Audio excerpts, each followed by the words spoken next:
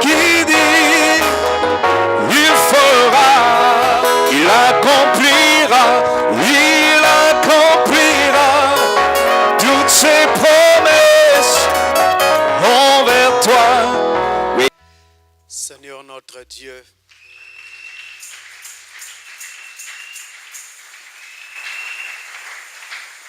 nous rendons grâce pour cette occasion qui nous est accordée d'être rassemblés ici à l'occasion de ce Noël pour penser à toi qui est mouru pour nous sur le bois du Calvaire afin que nous soyons appelés chrétiens. Nous prions que tu nous regardes tous au travers du sang de l'agneau et que tu nous visites d'une façon parfaitement spéciale.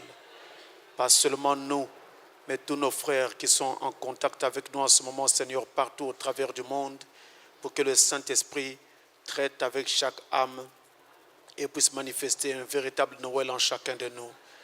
Nous comptons sur toi, sous ton sang versé au nom de Jésus-Christ. Amen.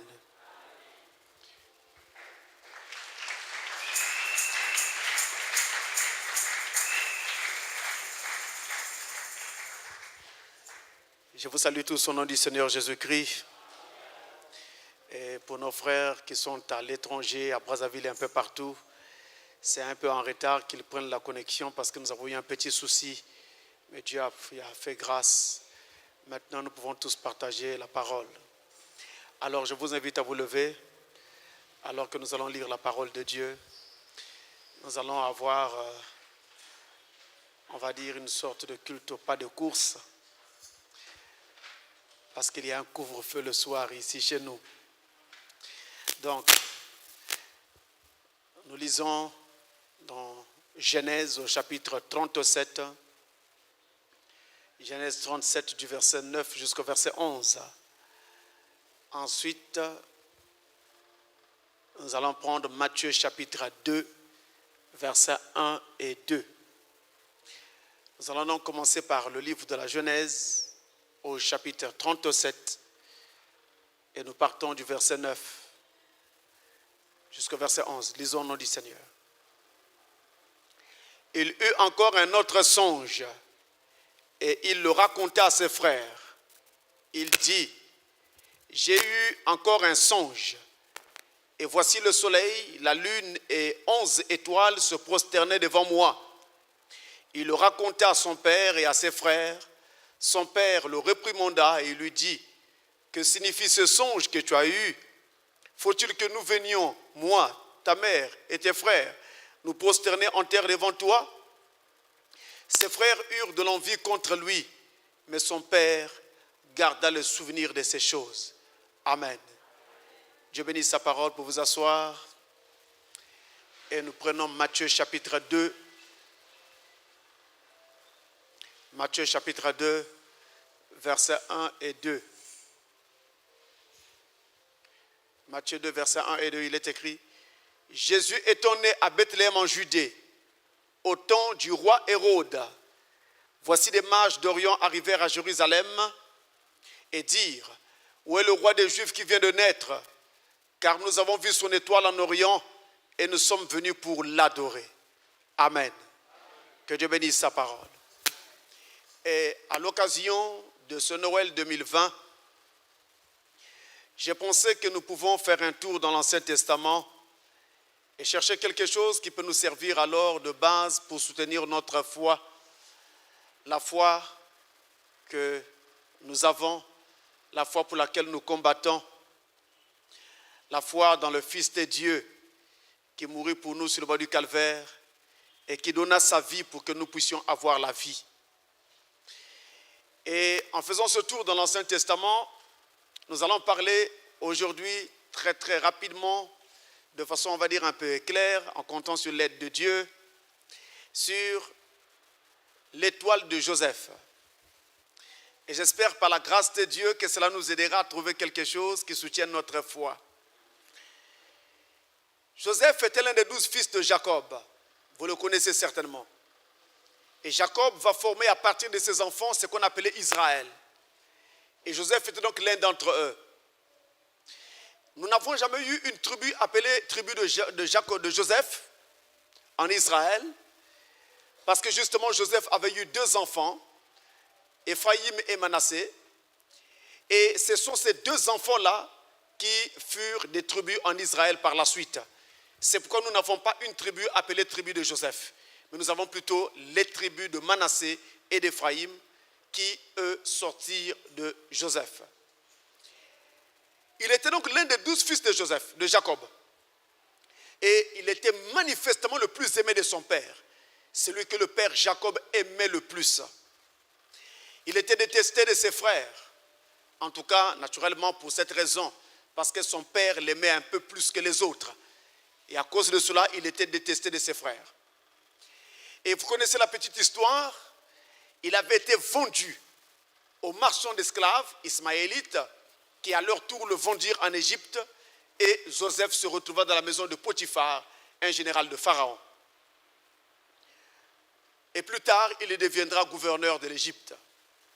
C'était le plan et le programme de Dieu. Joseph avait un don particulier. Et ce don qu'il avait va encore attiser la haine contre lui. Il avait un don des songes, un don très puissant des songes. Et il était manifestement très spirituel, et plus spirituel que ses frères. Et pour tout cela, il était donc vraiment haï par ses frères. Et je dois dire ici, d'entrée de jeu, que les dons que Dieu nous accorde sont bons. Mais nous devons savoir que les dons, les talents de Dieu, ainsi que les connaissances qu'il nous accorde, en tout cas viennent tous de lui. Et nous n'avons pas à nous enorgueillir, à nous en vanter, mais nous devons le remercier pour cela et travailler pour l'honneur et la gloire de son nom avec ces dons-là. Aucun don ne doit être utilisé pour la gloire de l'homme lui-même, mais tout don doit servir à l'édification du corps de Christ. Si vous utilisez un don que Dieu vous a donné pour votre propre gloire, alors vous savez vous-même que vous êtes en train de brasser du vent. Et donc, Joseph avait un don de songe très puissant. Il va avoir plusieurs songes. Je n'aurai pas ici le temps de revenir sur ces différents songes. Mais un songe va avoir le mérite d'énerver même son père. Parce que quand il avait ses songes, il venait tout bêtement le raconter à ses frères. Ce qui n'est pas bien. Tout ne se dit pas. Il y a des choses, quand vous les dites, vous attirez la colère. Tout ne se dit pas. Sauf si Dieu vous a dit, allez dire ceci à un tel. Mais si Dieu ne l'a pas dit, ne le dites pas. Si vous le dites, ça vous entraînera des ennuis. C'est ce qui est arrivé à Joseph. Dieu ne lui avait jamais dit d'aller dire à ses frères. Mais c'est lui qui racontait. Parce qu'il pensait que ses frères étaient ses frères. Ils étaient nés du même père, même s'ils n'avaient pas de même mère, mais ils croyaient que comme ils étaient de la même famille, alors ils pouvaient tout partager. Non, tout ne se dit pas, sauf si Dieu vous dit de le dire. Joseph donc va se mettre à dire tout bêtement tout ce que Dieu lui montrait. Je répète encore, tout ne se dit pas.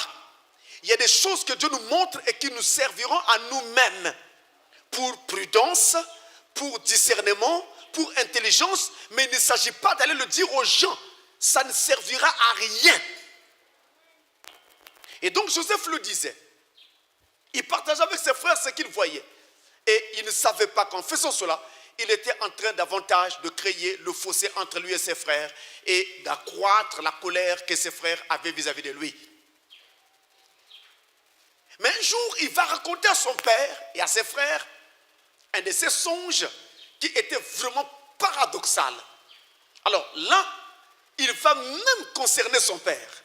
Il va dire à son père, ils étaient assis autour d'un repas certainement, il va dire à son père et à ses frères, j'ai fait encore un autre songe. Voici ce que j'ai rêvé. J'ai vu le soleil. J'ai vu la lune. Vous me direz, mais pasteur, où est le Noël là-dedans? J'ai vu le soleil. J'ai vu la lune. Et j'ai vu 11 étoiles. Et toutes ces étoiles, ainsi que le soleil et la lune, se sont prosternés devant mon étoile. Son père se fâche. Son père était prophète. Et il pouvait monter plus haut que ses frères et comprendre ce que cet enfant était en train de dire. Alors, comprenant ce que voulait dire le songe, le père se fâche. Quoi? Tu veux dire que moi, ton père, le soleil, et ta mère, la lune, et tes frères, les 11 étoiles, nous allons tous nous prosterner devant toi? Qu'est-ce qui se passe avec toi? Joseph n'a plus parlé. Il s'est tu. Si Dieu vous dit quelque chose, ne vous emmerdez pas. Même si le monde n'est pas d'accord, le monde finira par dire Amen. Si ce n'est pas aujourd'hui, ils finiront par dire Amen demain. Ils se rendront compte que ce que vous avez dit était bel et bien la vérité. Donc Joseph n'a plus parlé, il s'est tu. Et c'est ça l'attitude qu'il faut prendre quand c'est comme ça. Joseph s'est tu, il ne parlait pas. Mais ses frères l'ont davantage haï à partir de ce songe. Et je voudrais m'imaginer, ils étaient certainement en train de dire ce jour-là, tu vois papa, qu'est-ce que nous te disons? Il est trop prétentieux. Regarde là, il dit même que même toi, tu vas te prosterner devant lui. Même sa propre mère. Vous voyez qu'il est trop prétentieux. Là, Joseph ne parlait plus. Mes frères, ce n'est pas l'homme lui-même qui cherche l'élévation. L'élévation ne vient pas de l'homme. L'élévation vient de l'Éternel. Mais son père qui était prophète savait que Dieu devait être derrière ces choses. Parce que les songes viennent généralement de façon inattendue, de façon non maîtrisée, et que les songes peuvent vraiment être une révélation pour l'avenir. Les songes peuvent même être un moyen de fortifier celui qui devra endurer des épreuves avant que ce que Dieu ne lui a dit n'arrive. Parce qu'avant que ce que Dieu vous a dit n'arrive, il y a parfois des épreuves sur le chemin. Et le songe que vous faites vous aide alors à savoir que je peux alors persévérer. Parce que si cette étape-ci est accomplie, les étapes suivantes s'accompliront également. Donc ça vous aide à persévérer. Mais Frère Branham dit ceci, dans la prédication Don approprié, du 22 décembre 1963, Don approprié du 22 décembre 1963, il dit au paragraphe 35 jusqu'à 37, Frère Branham nous dit, il est vraiment étrange de voir ici comme Dieu parle aux gens d'une manière plus simple à travers des songes.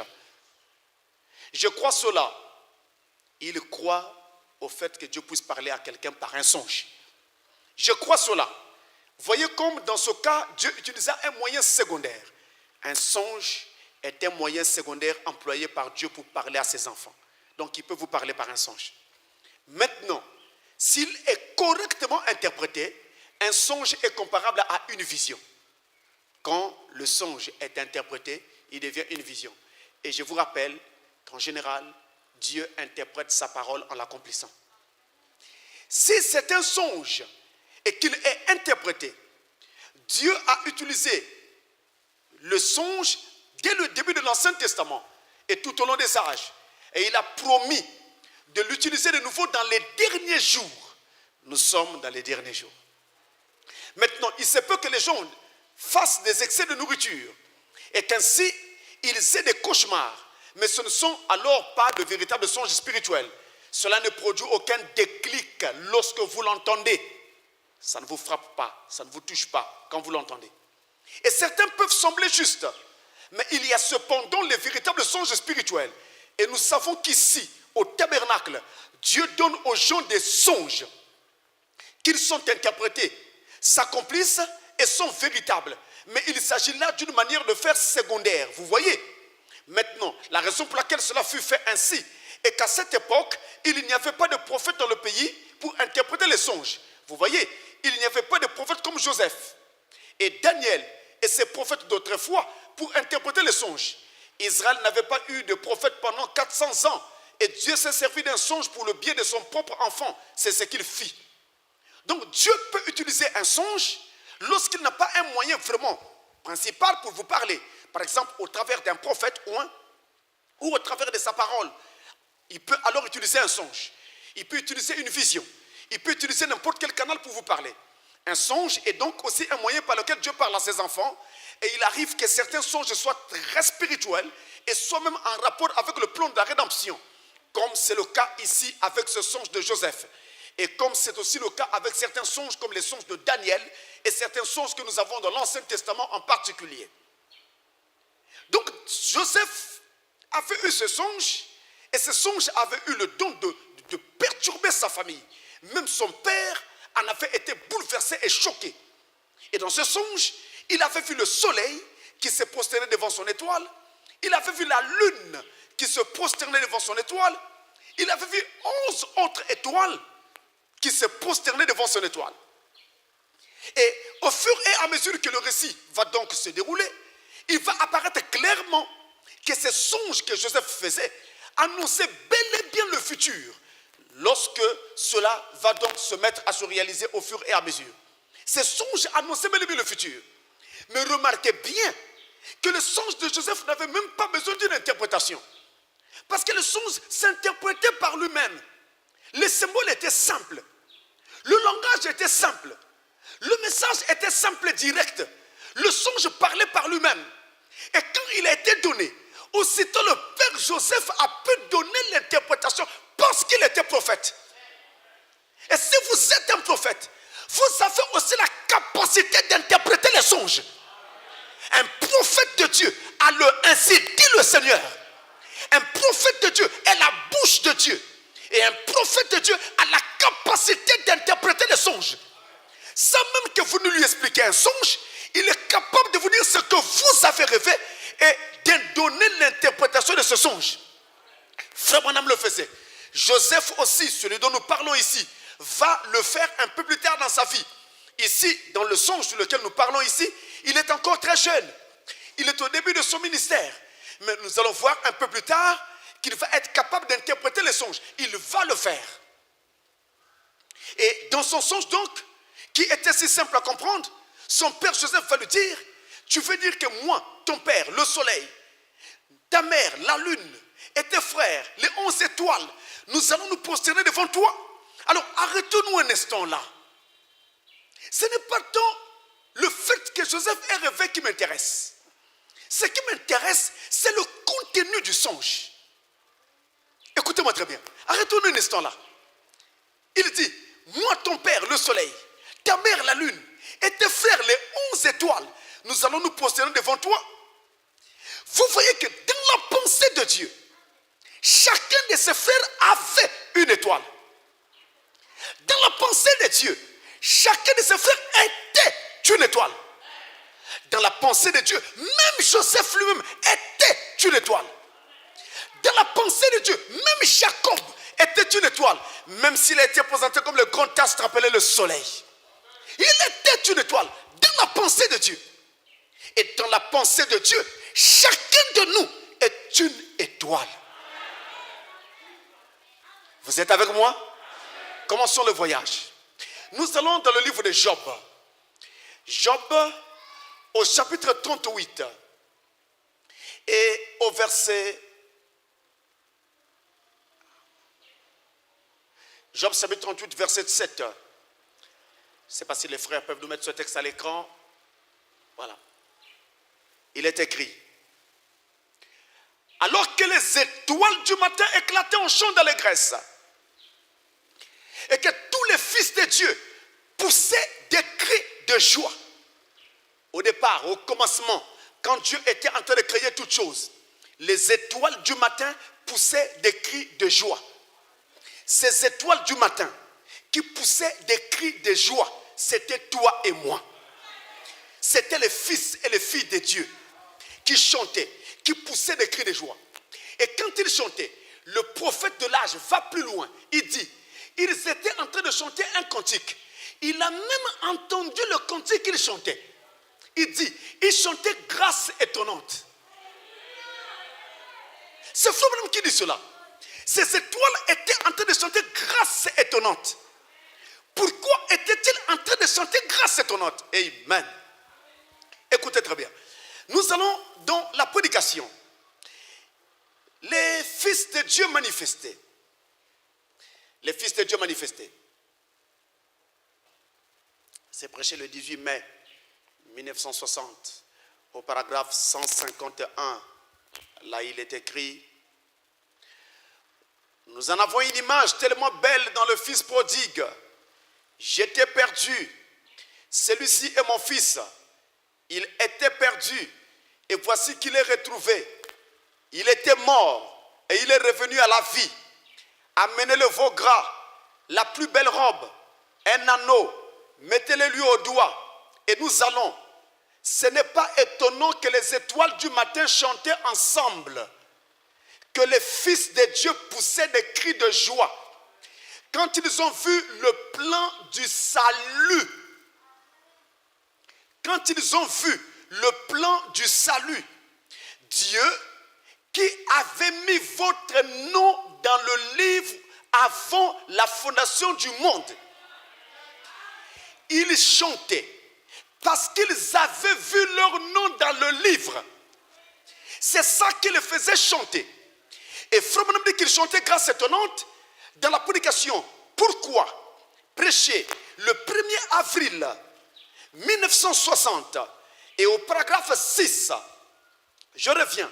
Pourquoi prêcher le 1er avril 1960 au paragraphe 6, il dit ils chantaient grâce étonnante. Mais notez bien qu'ils chantaient. Ils poussaient des cris de joie parce qu'ils avaient vu le plan du salut. Et ce plan du salut qu'ils avaient vu, c'était leur nom qu'ils avaient vu dans le livre de vie. Quand ils ont vu leur nom écrit dans le livre, alors c'est ça qui les a menés à pousser des cris de joie. N'importe quelle personne, si Dieu lui révèle qu'il est sauvé, il ne peut plus tenir tranquille. Il va se mettre à jubiler.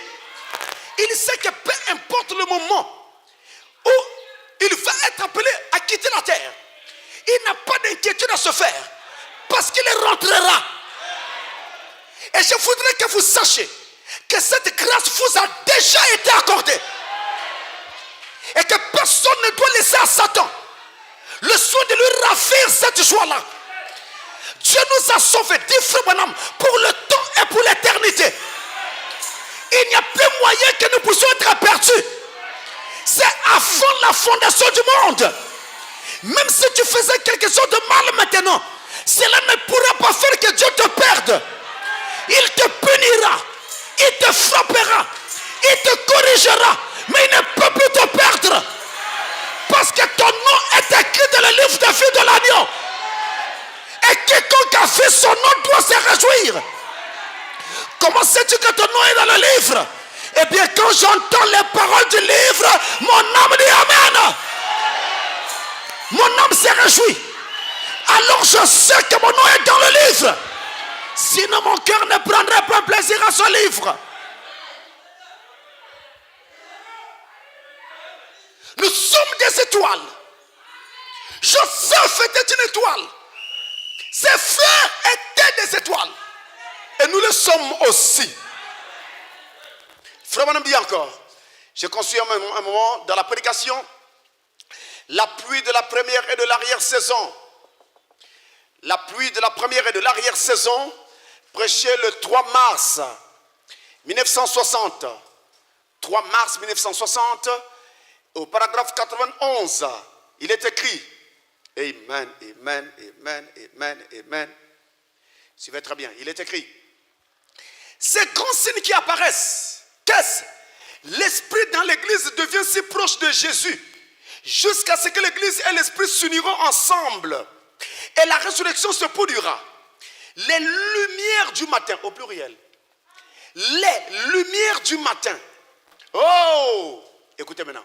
Vous, les étoiles du matin, remettez en marche votre alarme. Levez-vous et lavez votre visage. Chassez la nuit de vos yeux et reflétez le Fils de Dieu qui approche. Nous sommes des étoiles du matin. Nous sommes des étoiles. Tu es une étoile. Chacun de nous est une étoile. Tout comme Joseph était une étoile et même ses frères étaient des étoiles. Mais ces étoiles ont toutes été créées par Dieu. Avançons encore. Dans le livre des Psaumes, au chapitre 8 et au verset 4, il est écrit. Psaume 8, verset 4. Suivez très bien. Quand je contemple les cieux, ouvrage de tes mains, la lune et les étoiles que tu as créées. Chacune de ces étoiles a été créée par Dieu.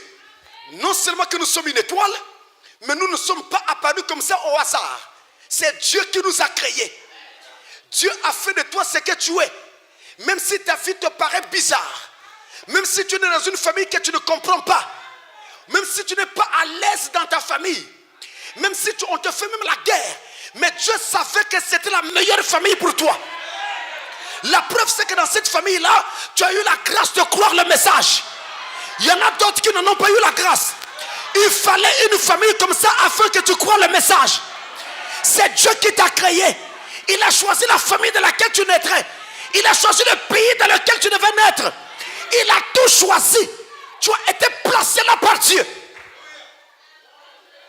Ces étoiles ont toutes été créées par Dieu. Et Dieu ne s'est pas arrêté là. Il a donné à chacune de ces étoiles un nom. Un nom à chacune de ces étoiles. Et je dois vous dire, mes frères, même le nom que vous portez sur la terre était choisi par Dieu. Mais il y a un nom que vous avez de la gloire. Maintenant, vous ne le connaissez pas. Mais quand vous serez de l'autre côté, vous le connaîtrez. Il y a un nom que vous avez. Mais Dieu a tout choisi. Même votre nom. Écoutez très bien. Le livre des Psaumes, au chapitre 147, au verset 4, il est écrit. Amen, amen, amen. Il est écrit au verset 4. Il comble le nombre des étoiles. Pardon. Il compte le nombre des étoiles. Il leur donne à toutes des noms. Comprenez cela à la fois dans le plan naturel et sur le plan spirituel. De même que sur le plan naturel, les étoiles que nous avons dans l'espace ont été nommées, ont eu des noms. Dieu également a donné des noms à ces étoiles spirituelles. Chacune d'entre vous porte un nom. Même si le nom que ta famille t'a donné ne correspond pas à ton salut, ça ne peut pas interférer avec le salut de ton âme. Il y a des gens ici qui ont reçu des noms de leurs grands-pères, de leurs oncles. Mais ces grands-pères étaient des sorciers. Mais ça ne t'a pas empêché de croire la parole. Parce qu'on ne pouvait pas arrêter le plan de Dieu.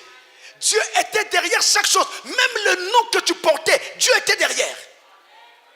Et le nom qu'il t'a donné est écrit dans le livre de vie de l'agneau. Et Frère Branham dit, ce nom-là, c'est ta véritable nature. C'est ta nature. C'est pourquoi dans 1 Samuel chapitre 25, le verset 25 également, il est écrit que le nom symbolise une nature.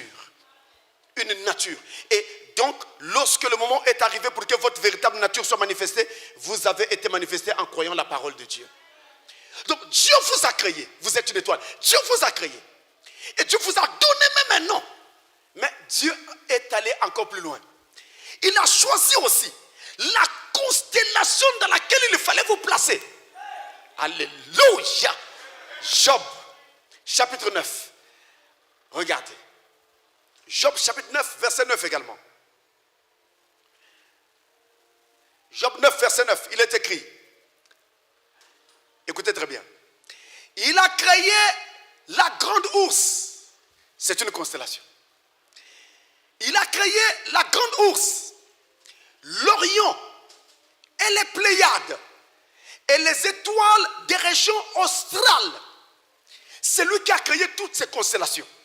Et il te prend toi, il te place dans une constellation.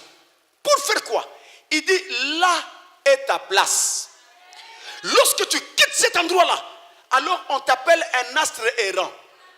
Tu n'es plus à ta place. Tu as quitté ta position. Tu deviens un astre errant. Chacun est dans une constellation. Vous me direz, mais pasteur, mais où est-ce que tu nous amènes?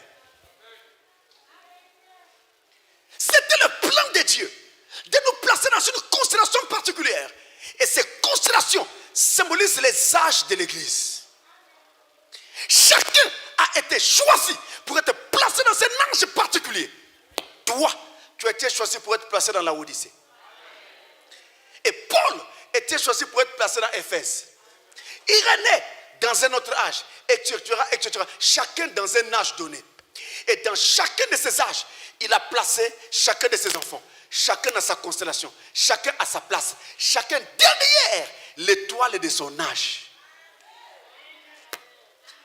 Chacun derrière l'étoile de son âge. Il ne s'est pas arrêté là. Il est même allé jusqu'à choisir une église où placer ses étoiles. Et il a placé dans cette église-là une petite étoile pour diriger ces autres étoiles-là. Et alors chacune de ces étoiles est à sa place, dans sa constellation. C'est un type des âges de l'église. Et il ne s'est pas arrêté là. Il a aussi choisi quelque chose. Suivez très bien. Nous allons dans le livre des Psaumes, au chapitre 136 et au verset 9. Psaume 136, verset 9. Il est écrit, 136, le verset 9. Il est écrit, la lune et les étoiles pour présider à la nuit, car sa miséricorde dure à toujours. Quand il créa les étoiles, il les choisit et les plaça pour ne briller que la nuit. Autrement dit, pour ne être manifesté que la nuit. Les étoiles doivent être manifestées que la nuit. Ne vous étonnez pas pourquoi votre vie a commencé ténèbres. Dès le départ. Que dit l'Écriture? L'homme est venu au monde en disant des mensonges. Il est né dans le péché et tout le reste. C'est comme ça que notre vie commence. Dieu a voulu que ces étoiles-là se manifestent dans la nuit. Mais aussi parce que ces étoiles devaient se manifester durant des âges. Et les âges, eh bien, c'était une période de nuit. La nuit du péché et la nuit des fausses doctrines. Voilà ce qui devait se passer. Il ne s'arrête pas là. Il va plus loin. Dans le livre de Job, au chapitre 25 et au verset 5, alors il nous dit ici une chose foudroyante. Job 25, le verset 5, il est écrit, voici, la lune même n'est pas brillante et les étoiles ne sont pas pures à ses yeux. Même les étoiles sont impures à ses yeux. Voilà pourquoi il nous fallait Noël. Nous sommes des étoiles, mais nous n'étions pas purs. Nous n'étions pas purs aux yeux de Dieu. Il fallait une autre étoile pour nous ramener à la clarté. Et nous avons vécu dans les ténèbres pendant longtemps. Et l'homme était condamné dans le péché. Depuis qu'Adam était tombé, la race humaine entière était rentrée dans la nuit des temps. Et l'homme condamné dans ces ténèbres, il ne pouvait en sortir que si une autre étoile lui donnait suffisamment de lumière pour le sortir de ces ténèbres. Et qu'est-ce que Dieu fit? Pour le faire, il fallait une autre étoile. Alors il fit en sorte que 3 étoiles apparaissent dans les cieux. Et ces 3 étoiles réunirent leur constellation, leur chemin, et alors finalement s'alignèrent. Et quand ces 3 étoiles s'alignèrent, elles ne finirent par former qu'une seule étoile. Et finalement, c'est elle qui va diriger les mages jusqu'à l'endroit où se trouvait le Fils qui était né.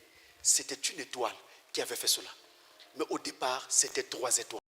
Ensuite, ces 3 étoiles sont devenues une seule étoile. À partir de là, Dieu était déjà en train d'enseigner aux idolâtres qu'il n'y a pas 3 dieux. Il n'y a qu'un seul Dieu.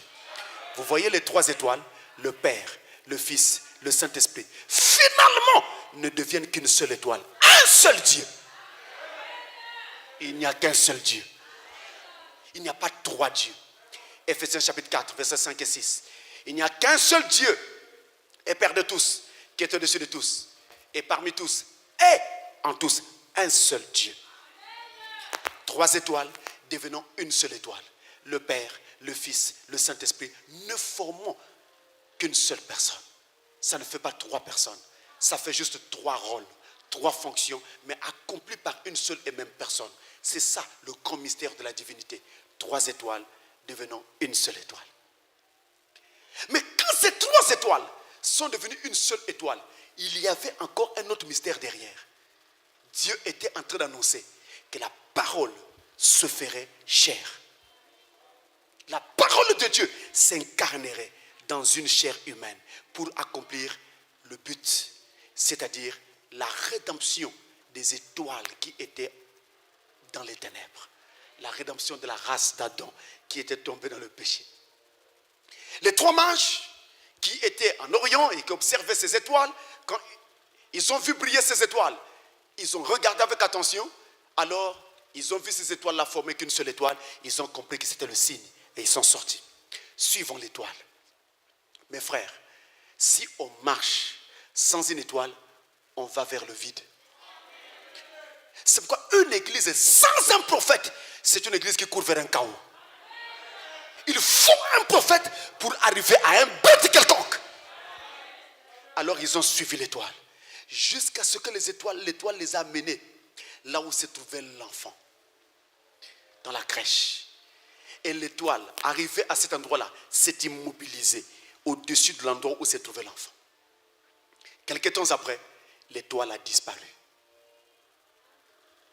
Parce qu'ils étaient arrivés à l'endroit.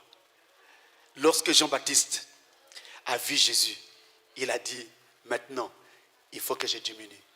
Et lui, il doit croître. Quand l'étoile arrive au Fils, il faut que l'étoile disparaisse et que le Fils prenne la relève. C'est ça Noël. Noël, c'était Dieu, l'étoile parfaite, faite de chair. C'était Dieu, la parole faite de chair, pour donner la lumière à d'autres étoiles qui étaient dans les ténèbres. Tout ce qu'on imagine comme Noël, une poupée qu'on va sortir pour dire qu'un fils de Dieu est né, ça n'a rien à voir. C'est une tradition. Même les hommes ont compris ça et ont dit qu'on ne doit pas célébrer Noël pendant cette mois-ci. Et ils ont dit que non, c'est à cause du corona. Non, c'est aussi parce qu'ils savent que c'est une tradition. Mieux vaut sauver des vies que d'aller observer une tradition. Bon, il y en a qui se sont plaints, mais tant pis pour eux, mais c'est une tradition. Donc, nous n'observons pas Noël comme les gens observent Noël. Pour nous, Noël, c'est quand l'étoile du matin se forme dans nos cœurs.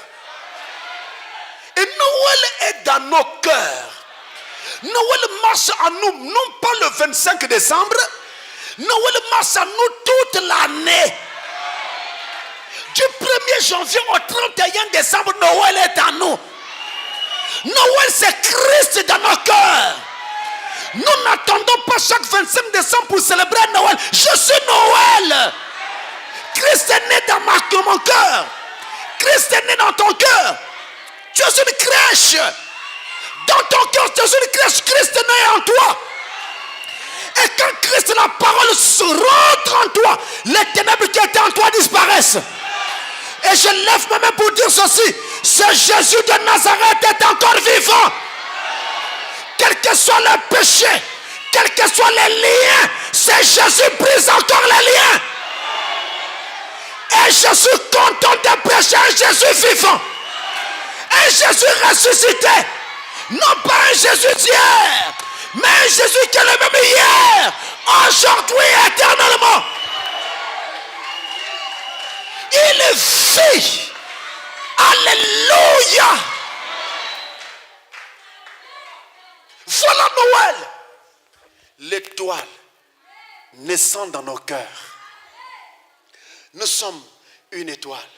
Et quand l'étoile du matin se forme en nous, alors nous, l'étoile que nous sommes, nous devenons lumière. En fait, d'où vient la lumière des étoiles? L'étoile n'a pas de lumière. L'étoile ne fait que refléter la lumière d'un soleil qui est quelque part. Et nous, en tant qu'étoile, nous sommes le reflet de Christ sur la terre.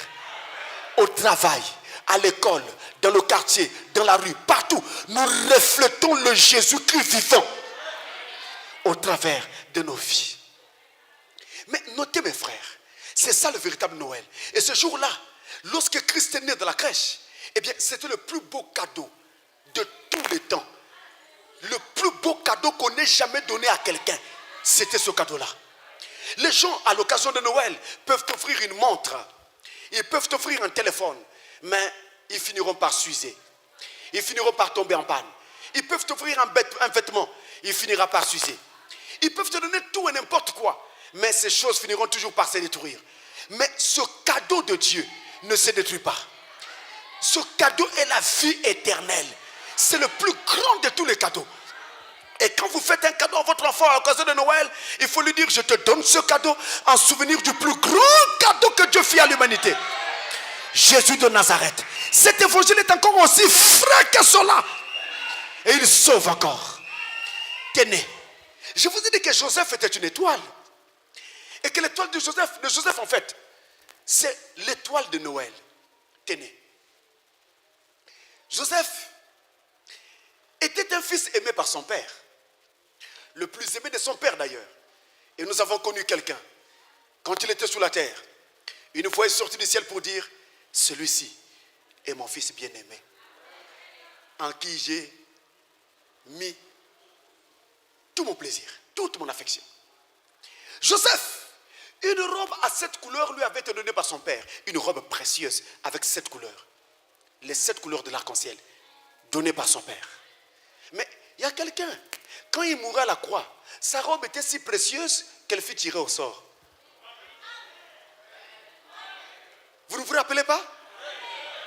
Joseph était haï par ses frères, non pas parce qu'il avait posé un acte odieux, mais simplement parce qu'il était spirituel.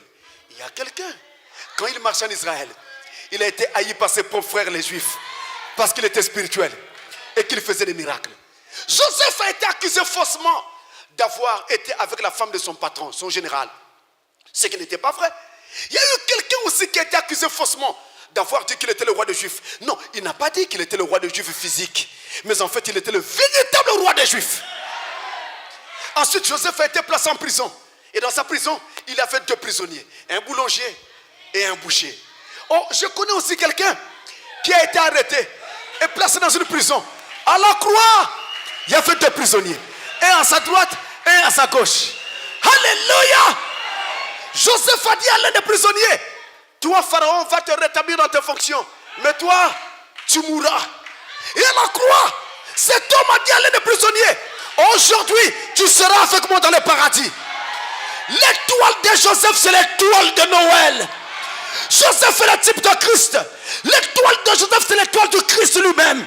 C'est ça l'étoile de Noël. Et tenez mes frères, il est écrit l'étoile de Joseph. Amen. Ses frères lui ont dit quoi? Tu veux dire que nous, les 11 étoiles, nous allons nous posséder devant toi, ton étoile à toi. Tu veux dire que tu es plus grand que nous?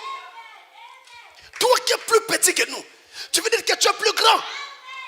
Je ne sais pas si vous arrivez. C'est toi qui es notre cadet. Nous ne sommes plus grands que toi. Comment tu fais que nous on se possède devant toi? Tu veux dire que tu es plus grand que nous? C'est eux-mêmes qui prophétisent encore, c'est eux qui parlent. C'est eux-mêmes qui donnent la signification. C'est eux-mêmes qui interprètent la vision, le songe. Tu veux dire que tu es plus grand que nous? Je connais quelqu'un. Il est aussi une étoile comme toi et moi. Mais la Bible dit il est le premier-né d'entre plusieurs frères. Il est plus grand que nous. C'est notre aîné. C'est notre grand frère. Il est aussi notre Seigneur. Il est l'aîné, le plus grand d'entre plusieurs frères. Une autre chose troublante. Alléluia. Alléluia. Son père lui dit, tu veux dire que moi ton père, le soleil et ta mère, la lune, nous allons nous posséder devant toi. Alléluia. Le soleil dans la Bible représente Dieu lui-même. L'éternel notre Dieu est un soleil. Tu veux dire que tu es plus grand que Dieu? Quel est cet homme? Quel est cet homme qui est plus grand que Dieu?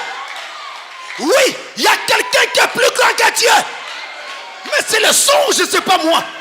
Celui qui est plus grand que Dieu, c'est Dieu lui-même. Ceci montre que Jésus était Dieu. Il est Dieu. Que Satan soit d'accord ou pas. Il est plus grand que le soleil. Même le soleil s'incline devant lui. Même Jéhovah s'incline devant Jésus.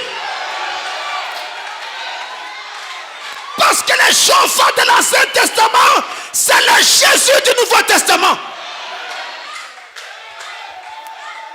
J'aime ce Dieu-là. Il dit, la lune va aussi se prosterner devant toi? Mais c'est évident. La lune, c'est l'épouse. L'épouse se prosterne devant l'époux. C'est la prophétie. Nous l'adorons. Il est notre Dieu. Joseph n'était qu'un type de Christ. Et l'étoile de Joseph est un type de l'étoile de Christ. Mais il y a plus que ça. Le songe avait dit, la lune aussi devait se prosterner devant lui. Même la lune. Quand le père Jacob interprète le songe, lui qui était prophète, il dit, tu veux dire que moi, ton père, le soleil, et ta mère, la lune, nous allons nous prosterner devant toi. Je répète, ta mère, la lune. Ta mère, la lune. Nous allons nous prosterner devant toi. Maintenant, écoutez très bien. Dieu donna ses songes à Joseph. Et quand Dieu parle, il n'échoue jamais. Ce qu'il dit doit arriver. Mais vous n'avez jamais fait attention. Dieu a toujours été un Dieu des coins. Là, il y a eu un coin. Quand le songe de Joseph va s'accomplir, Rachel, sa mère, était déjà morte. Elle n'était plus en vie. Donc, le songe a manqué quelque part. Mais Dieu n'échoue jamais. Il fallait que Rachel soit en vie pour vivre le songe, qu'elle se prosterne. Mais Rachel n'était plus là. Elle était morte depuis. Lorsque le songe se réalise. Mes frères, nous avons ici une très profonde prophétie pour indiquer que la mère Rachel n'a rien et n'aura rien à voir avec cette histoire concernant Joseph. Je change de langage. La mère Rachel n'a rien et n'aura rien à voir avec cette histoire que Joseph est en train de préfigurer. Je change encore de langage. La mère Rachel n'a rien et n'aura rien à voir avec cette histoire du salut. Ne nous amenez pas des choses du genre « Je te salue Marie ».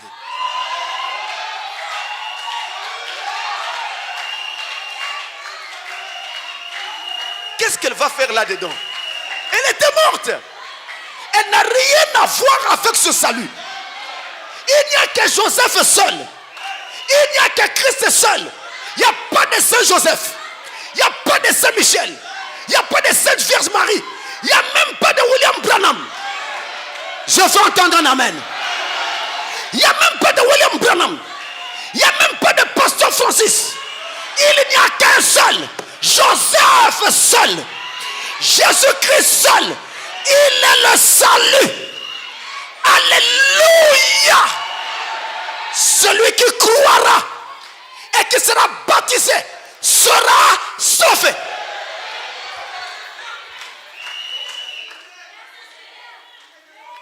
Voilà le mystère. Et cette étoile du matin, Christ, se forme en nous au moyen de la parole du prophète de l'âge. C'est pourquoi dans 2 Pierre 1, verset 19, 2 Pierre 1, 19, il est écrit, je prends ce passage très rapidement pour terminer, et nous tenons pour d'autant plus certaine la parole prophétique à laquelle vous faites bien de prêter attention. Quelle parole? La parole prophétique. À laquelle vous faites bien de prêter attention, comme à une lampe qui brille dans un lieu obscur, jusqu'à ce que le jour vienne apparaître et que l'étoile du matin se lève dans vos cœurs. L'étoile du matin, c'est Christ. Et il se lèvera dans nos cœurs au travers de la parole de l'âge, le message de l'heure, la parole du messager. Et quand cette étoile brillante du matin, Apocalypse 22, le verset 16, Jésus-Christ est l'étoile brillante du matin. Apocalypse 22, verset 16. Je reviens. Quand cette étoile brillante du matin est apparue au matin, à l'est, cette étoile avait été précédée par une étoile du matin. Lui, il était l'étoile brillante du matin. Mais avant qu'il n'apparaisse, sa venue a été annoncée par une étoile du matin. Et au soir, quand il devait apparaître, sa venue devait être précédée par une étoile du soir. L'étoile du matin, c'est Jean-Baptiste. L'étoile du soir, William Branham, le messager du temps de la fin. Et l'étoile brillante du matin, c'est Christ. C'est lui qui doit se former dans ton cœur. Mais par quoi? Au travers du message de l'heure. Et chaque fois que nous disons Amen à ce que le messager a dit, une portion de cette étoile se forme en nous. Noël commence en nous. Dès que nous disons Amen à ce message, il y a Noël qui commence en nous. C'est ça Noël. Chez nous, Noël, c'est chaque jour. Noël, c'est tous les jours. Christ naît chaque jour dans nos assemblées. Et chaque jour dans nos assemblées, il y a des gens qui naissent de nouveau. C'est Noël tout le temps. Que le Seigneur vous bénisse richement.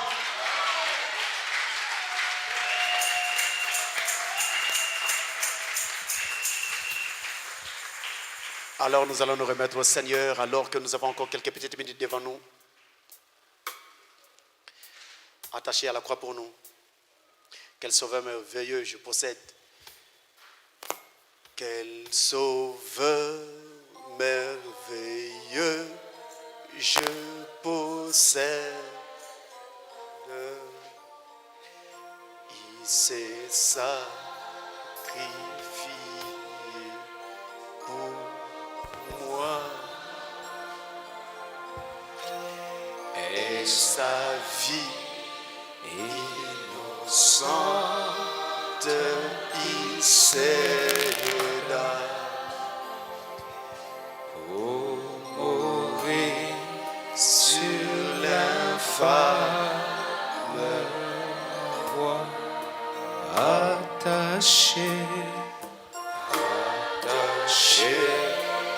à la croix pour moi, attaché à la croix pour moi. Jésus, il a pris mon péché, il m'a délivré, attaché à la croix pour moi. Alléluia. Il renonce à la gloire céleste pour le plan rédempteur. Oui, pour le plan rédempteur de Dieu, humble et d'apparence modeste. Oh quel prix pour me libérer. Jésus attaché à la croix pour moi, attaché à la croix pour moi. Jésus, il a pris mon péché, il m'a délivré, attaché à la croix pour moi. C'est à cause de son sacrifice que nous pouvons être là en train de chanter maintenant. S'il n'y avait pas eu Noël, nous ne serions pas là. Nous n'adorons pas Noël comme le monde. Parce que nous savons que Jésus n'est pas né un 25 décembre. Mais Frère Branham dit, même s'il n'était pas né un 25 décembre, même s'il était né un 4 août ou un 4 juillet, eh bien il n'en demeure pas moins, il était né un certain jour. Nous voulons simplement nous rappeler qu'un jour, notre Sauveur était né et qu'il était venu dans le monde et avait offert sa vie pour notre salut. C'est pourquoi le meilleur endroit où je pouvais être à cette heure-ci, c'est ici à l'église. Pour montrer à Jésus que je suis chrétien. Pour montrer à Jésus de quel côté je suis. Pour montrer à Jésus quel est le choix que j'ai fait. Et pour dire au monde que je n'ai pas honte d'être appelé chrétien. Je suis chrétien. Nous allons tous lever nos mains. Et chacun à sa façon, il va bénir Dieu pour Noël, pour le Fils de Dieu qui a fait de lui un sauvé. Jésus, une étoile, n'oublie pas. Et l'étoile de Joseph, Christ, doit illuminer ton étoile, éclairer ton étoile, chasser les ténèbres de ta vie. Et quiconque était sans Dieu, il peut encore le recevoir maintenant. Noël coule encore. Dieu naît encore dans les cœurs. Et Dieu sauve encore. Je représente un tel Dieu. Celui qui sauve encore. Tous ensemble, chacun va prier.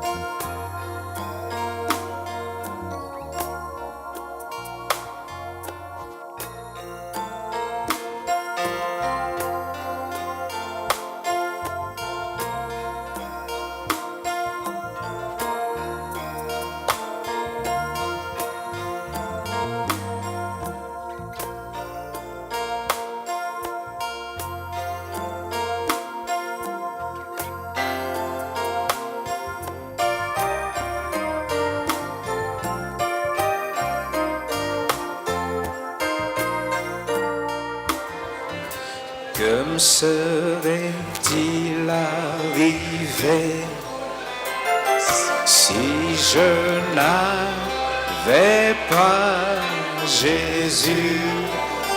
Je serais un malheureux, je serais un malheureux, enchaîné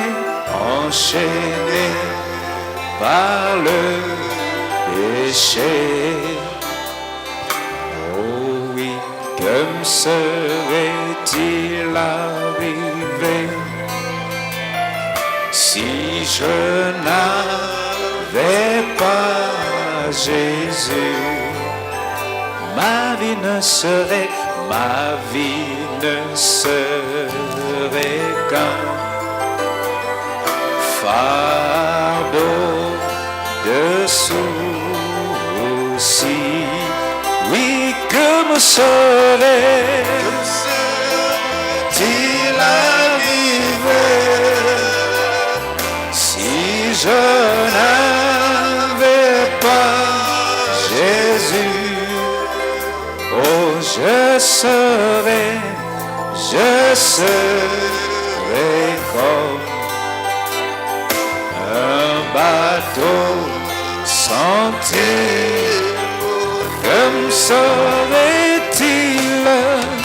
Comme serait-il arrivé si je n'avais pas Jésus? Oui, mon âme serait dans le séjour.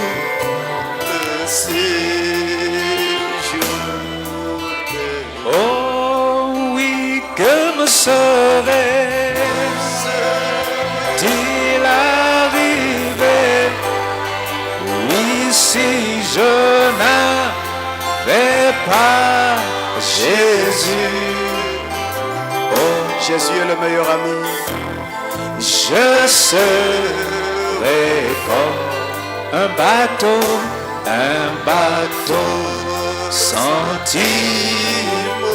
Oh, que me serait-il arrivé si je n'avais pas Jésus?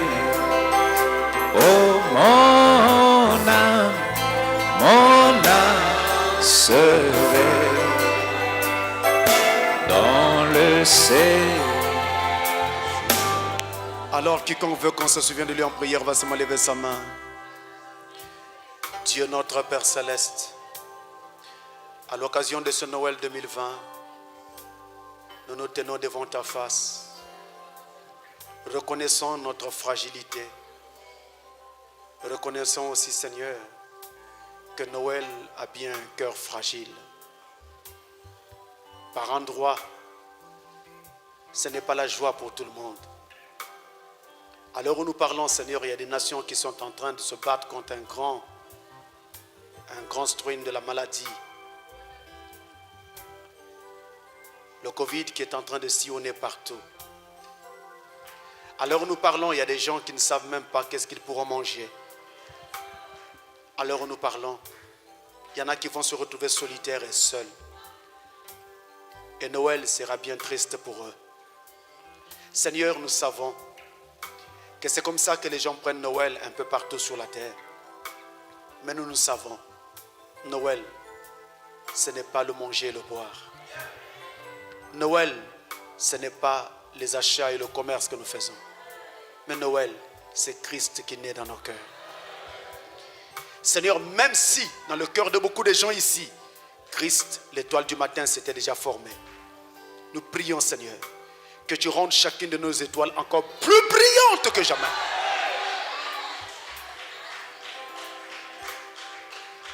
Et ceux qui n'avaient pas encore, Seigneur, cette étoile du matin dans leur cœur, oh Dieu, entre dans leur cœur. Pour qu'il y ait aussi Noël dans ces cœurs-là. Nous te prions, Seigneur, que ce jour marque un jour particulier dans notre relation avec toi. Seigneur, que quelque chose se produise en nous qui marquera un véritable changement, une véritable tournure dans notre marche avec toi, et que par ta grâce divine, oh Dieu tout-puissant, tous nos cœurs, toutes nos pensées soient tournées vers ta venue. Comme l'a dit Frère Branham, étoile du matin, remettez votre alarme en marche. Seigneur, qu'il en soit ainsi. En moi, en chacun de mes frères ici et partout au travers du monde, alors que Seigneur, beaucoup sont connectés à nous. Qu'il y ait Noël dans tous les cœurs. Souviens-toi de ceux qui ne sont pas encore sauvés. L'heure est grave. Les temps sont difficiles. Et c'est visible. C'est visible. C'est visible, Seigneur. Amène ceux qui pensaient que Christ n'était qu'un mythe et que cette histoire de l'évangile était fausse. Amène-les à se rendre compte de la vérité qui est cachée derrière ceci. Père tout-puissant, sauve encore. Sauve encore, Seigneur. Sauve encore.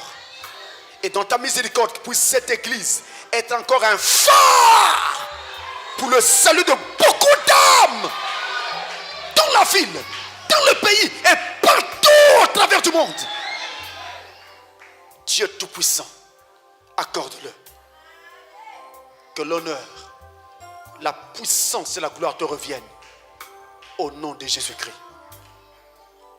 Amen.